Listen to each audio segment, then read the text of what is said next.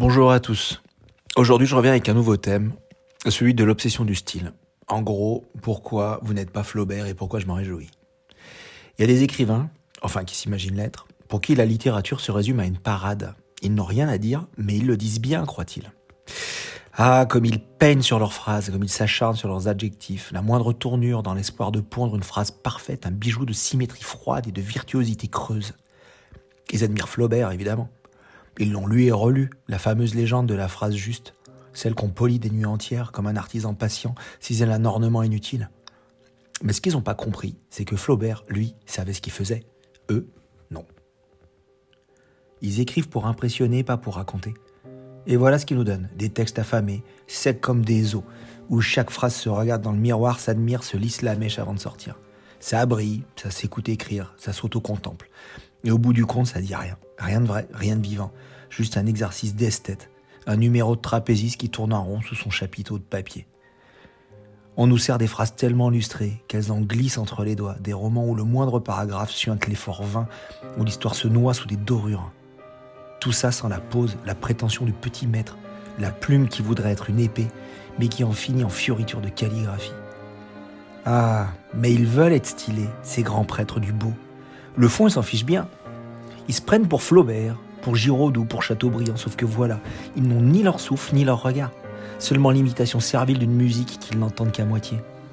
Mais qui s'en soucie? Personne. Qui se souviendra de leur texte aussi raffiné qu'inexistant? Pas un chat. Parce qu'une belle phrase, ce n'est rien si elle n'est pas un mouvement, un élan, une nécessité. La littérature, ce n'est pas une collection de bibelots syntaxiques. Ce n'est pas un concours d'élégance où l'on exhibe ses trouvailles, ses métaphores lestées de plumes d'autruche. Un roman, c'est du nerf, c'est du muscle. Une phrase n'a de valeur que si elle porte quelque chose, une idée, une émotion, une scène qui frappe. Flaubert, lui, ne cherchait pas le style pour le style. Il cherchait la précision, l'évidence, ce point de bascule où la phrase cesse d'être un ornement pour devenir une nécessité. C'est pour ça qu'il écrivait lentement. Pas pour faire joli, pas pour épater les potes du salon littéraire, juste pour arriver à cette justesse qui fait que soudain, tout s'imbrique, que le mot est à sa place, pas pour se pavaner, mais pour exister pleinement. Et puis il y a ceux qui ont tout compris à l'envers, qui prennent Flaubert pour un académicien rigide, un grammairien obsessionnel, qui veut l'imiter à tout prix. Ils traquent l'adverbe comme on traque le nuisible, ils corrigent, ils surcorrigent jusqu'à ce que leur texte ne respire plus, jusqu'à ce qu'ils crèvent sous l'ennui. Ils veulent du style pur, du style absolu, du style qui suffirait à lui-même. Ils ne voient pas qu'à force de limer chaque aspérité, ils tuent ceux qui pourraient vivre.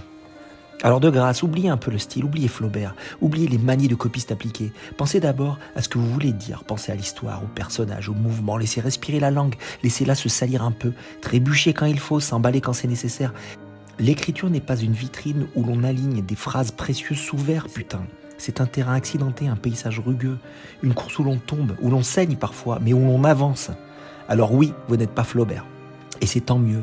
Parce que la littérature n'a pas besoin de petits Flaubert en série, de copistes maniaques, fignolant leur écriture comme un joaillier fou.